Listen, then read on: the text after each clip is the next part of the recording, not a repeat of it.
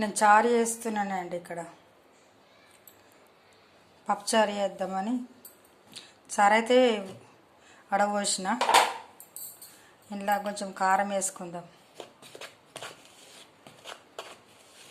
పచ్చిమిరపకాయలు ఉంటే పచ్చిమిరపకాయలు కొంచెము సిలిండర్ మీద కాల్చి చింతపండు సారీ అండి కాల్చి అది గ్రైండర్ పట్టాల. కొంచెం సిలిండర్ మీద కాల్చిన మిరపకాయలు ఉప్పు వేసి కొంచెం పిసికి వేయాలండి. బాగుంటుంది ఇట్లా. కానీ నేను మిరపకాయలు లేవని చింత కారం వేస్తున్నా.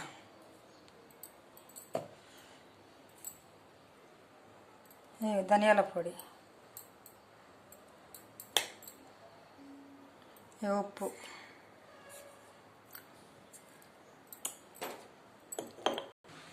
ఇక ఉల్లిగడ్డలు కోసుకున్నా, పొడి కోసుకున్నా. సార్లకు మంచిగా ఉంటుందని పొడి కోసిన.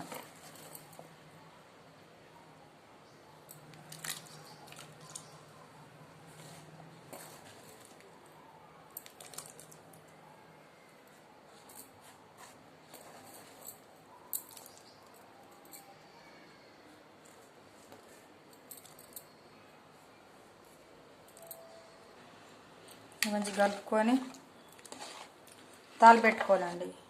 ఇది మరగబెట్టద్దండి, సారు టేస్ట్ పోతుంది. వేరేదంటే తాలు పెట్టుకొని ఇలా పోసుకుంటే అయిపోతుంది.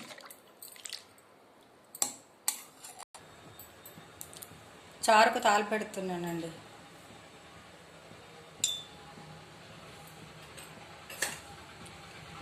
ఆవాలు, జీలకర్ర,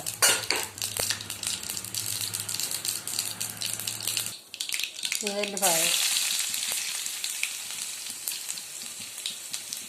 కలియమాకు. నేను కొత్తిమీర వేసుకుంటలేనండి. ఇచ్చినప్పుడు సార్లా తినబుద్ధి కాదని వేస్తలేను. వేసుకున్న వాళ్ళు వేసుకోవచ్చు. నేను పప్పులు వేసిన, పసుపు,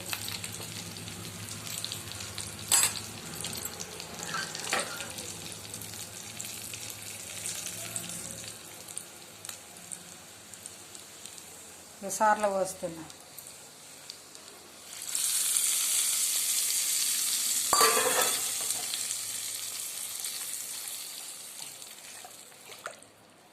చారు రెడీ అయింది. తిందామండి. ఎవరికి నచ్చితే వాళ్ళు సబ్స్క్రైబ్ చేసుకోండి. ఓకేనా ఫ్రెండ్? నేను పప్పుల పులుసు చేద్దామని తోరపప్పు వేసినండి నేను. అయితే మాది కుక్కరు విజిల్ వస్తలేదు, తోరపప్పు. అయితే నేను వేరే భగవాన్లో వేసాను, కుండీలా లాగుంటుంది అది, అందులో వేసిన. మస్తు సేపు, 1 గంట సేపు ఉడకబెట్టినండి. అది ఉడకలేదు. మరి ఏం చేయాలా అని చూసి మరి ఒకసారి మిక్స్ పడదామండి. చూస్తుండగా మిక్స్ పట్టినండి. చూడండి పప్పు అప్పుడే తాలు పెట్టేసిన. ఎల్లిగడ్డ, ఆవాలు, జీలకర్ర అన్నీ, కొత్తిమీర వేసి కజ్జమాకు వేసి అన్నీ తాలు పెట్టేసిన. కానీ ఉడకలేదు. ఏం చేయాలో అర్థం కాలేదు. ఇక మిక్స్ పడదామని పట్టిన.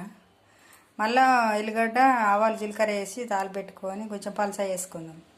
పప్పు చారు చేసిన కదా, కొంచెము గంట ఇట్లా జారుడు పప్పులాగా వేసుకొని చారు చేసిన. ఇక మీ తాలు పెట్టుకుంటాం మళ్ళీ ఒకసారి. మీకు నచ్చిందా అండి? నచ్చితే లైక్ చేయండి, షేర్ చేసుకోండి, కామెంట్ చేయండి, సబ్స్క్రైబ్ చేసుకోండి. ఓకేనా ఫ్రెండ్?